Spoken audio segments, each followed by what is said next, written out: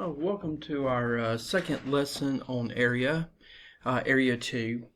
In our first lesson, you learned or got to go back over the different types of area problems that you have learned throughout the years, and of course we added the Pythagorean theorem and trig to it. But in this lesson that you're going to do, the area is going to be given, and you're going to have to find a missing side, missing length, base, width, radius, or whatever. So here we go. Our first one is going to be a triangle, and the area of 44 units squared is given in this picture, and they give us a height of 8, but we need to find the length of the base. Well, to do this problem, first write down the area formula of a triangle. Area equals to 1/2 base times height. Now, over my years of teaching, I noticed that a lot of students, first thing they do is they pick up a calculator and they start punching in numbers. Okay, that's fine if you really understand the formula. But a lot of times, if you don't have the formula right in front of you, you might or tend to make more mistakes. So please, always write down the formula, put in the numbers, and then solve for the variable that we're looking for. So in this problem, the area is 44 units squared. 44 is going to go right here where A is, the area, equals to 1/2. We don't have a base. This is what we're looking for. We want to find the length of this triangle, the base of this triangle. So we're just going to keep B like it is. And then we have a height of 8. Now in Algebra 1, you learned about a thing called solving for literal equations. Solving for literal equations is where you have a mixture of numbers and letters, and you had to isolate one single variable. This is an example of solving a literal equation. Sometimes teachers will ask you to solve for h first and then plug in the numbers, or you just take the formula and plug the numbers in and solve for the variable. Either way is going to give you the same answer. To me, might be a little bit easier. Others, it might be easier to go ahead and solve for h. You'll see this again not only here in geometry, but you'll see this again in those who go on to take physics. Physics is a really big course that uses literal equations like this. Alright, so let's go on, let's solve for B. Now, I noticed something here, that we have an even number. Well, we can take half of 8, and if we take half of 8, you get 4. So this would be the same thing as saying 4b. So half of 8, 4, and then we have our b.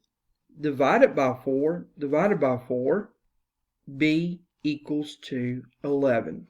So the base of our triangle is 11.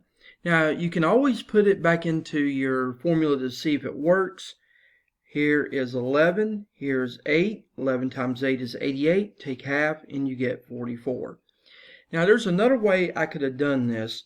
If this had been an odd number, you could actually take this 2 and multiply it by 44, and that gives you 88. That's equal to b times 8. Well, when you divide by 8 on both sides, you still get 11 as your answer. So you got a couple ways that you could go about solving this problem. Now let's move on to our second example. Here we have a trapezoid, and they give you an area of 60 units squared. One of the bases is 10, while the other base is 14, but they want you to find the height. So what is the height of our trapezoid from here to here? Okay, which would also, of course, be the same thing as this because it's perpendicular. Now, let's write down your formula.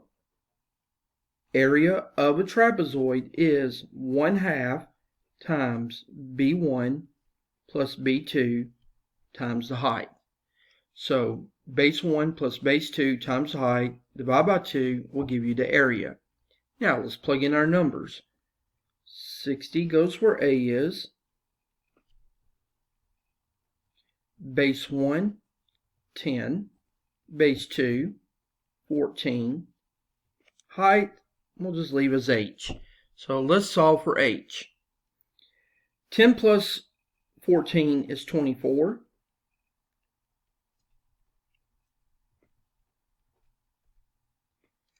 Half of 24 is 12. Oops, H. Take the 12 and divide both sides. So the height is 5. You can plug this back into the formula and see if you get 60. Trust me, you will.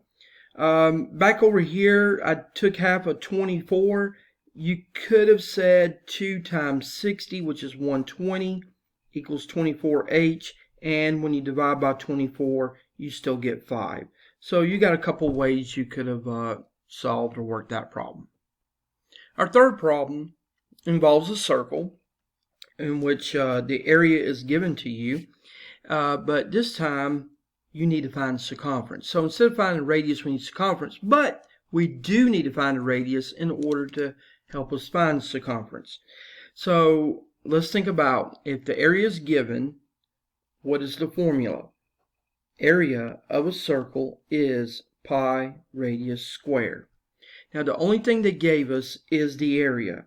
So let's go ahead and put in 81 pi where area is. So this is 81 pi equals to pi radius squared. Now since this is pi on both sides, we can actually cross those out because they're going to cancel each other out. And look what we get. 81 equals to radius squared. Well, to find the radius, you take the square root of both sides, and the radius is 9. So there's our radius. And by the way, I need to change this. When you find the circumference, I want you to find it in terms of pi. Okay, so we still want to keep pi in our answer. So the radius is 9. Now, how do you find circumference of a circle? Circumference is pi times diameter. Well, if the radius is 9, so r is 9, what is the diameter? 18. Okay, because 2 radius makes 1 diameter. So circumference is equal to pi times diameter, or 18 pi. And notice that I'm not multiplying 3.14 or so on. I'm keeping pi where it's at. For our final problem, we are going to use a kite. Area of 66 is given, and notice that these two lengths are 6 and 6, and I have x and 7. Now, if this had been a rhombus, this would have been an easy problem. 7 right there, because on the rhombus they bisect each other, but only on a kite that only one side is being bisected while the other side is not. Okay, because if they're all both bisected, then that means all 4 of these sides would be congruent, but they're not. These 2 are, and these 2 are, which gives you the definition of a kite.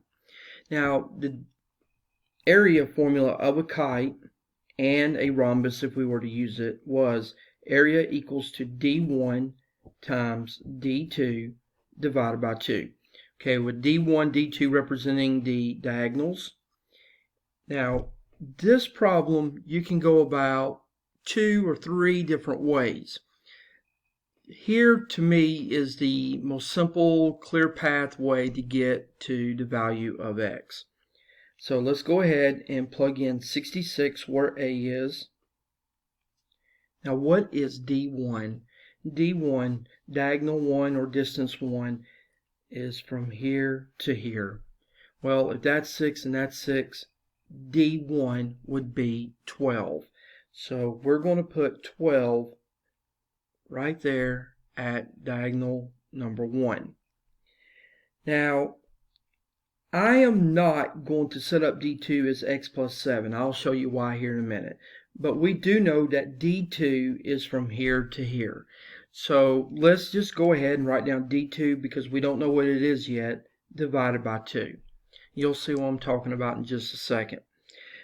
Half of 12 is 6. That's times D2.